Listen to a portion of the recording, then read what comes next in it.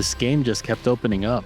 Every time I settled into its gameplay, it introduced another mechanic that gave me even more to think about.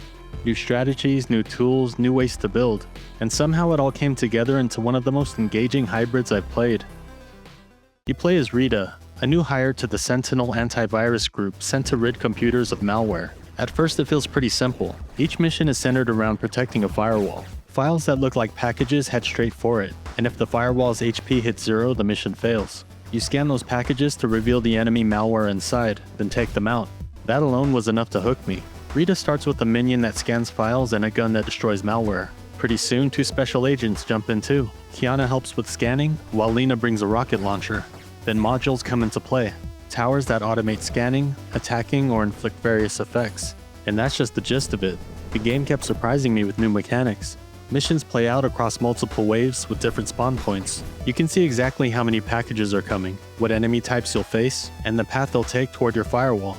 Before each wave you enter a prep phase. This is where you spend memory to place modules, while special agents can be positioned freely.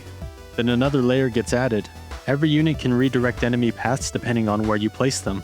It took some trial and error to figure out effective layouts, but once I got familiar with each unit's attack range and timing, it all started clicking. Then the wave begins. The game flips into a frantic shooter. You're constantly dashing around, covering openings in your defense. Guns have reload time and a soft lock-on, so you can't just spray and pray. Taking hits lowers your HP, and if you're incapacitated, the respawn timer adds even more tension. Clearing a wave rewards you with more memory. You can spend it upgrading modules or placing new ones. But then the game throws another wrinkle at you. Spawn points can shift. Thankfully, you can recycle modules for a full memory refund. I love this feature. Every wave felt like a fresh start. I could fix bad placements or completely shift my strategy on the fly. Memory is super scarce though, so the game introduces collectors. Place them on special zones and they'll generate extra cash after every wave. I took full advantage of it, because as you clear missions, higher tier modules become available. The difficulty ramps up, new enemy types enter the fray, and upgrades become expensive. Not gonna lie, I got greedy at times and it bit me in the ass. Then, just as things get tougher, the research system opens up. Collecting enemy samples earns level up rewards, letting you add companion units mid-mission. For me, these were game changers.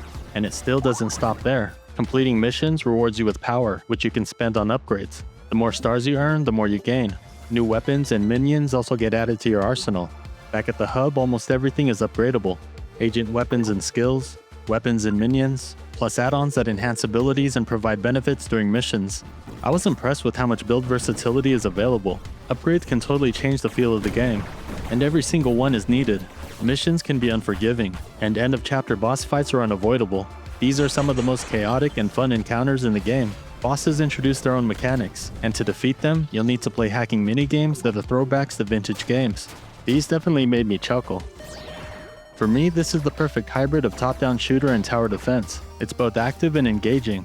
The strategic side balances out the chaos of the action, and just like I said at the beginning, the game never stopped opening up. It kept introducing new stage mechanics and even threw in different genres.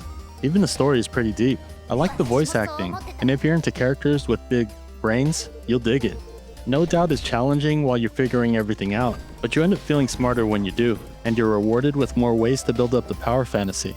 Clearing every mission with 3 stars is the endgame, and honestly, after 20 hours I'm still working on it. New modes are also on the way, and the dev seems active with updates. I'm definitely excited for the new content.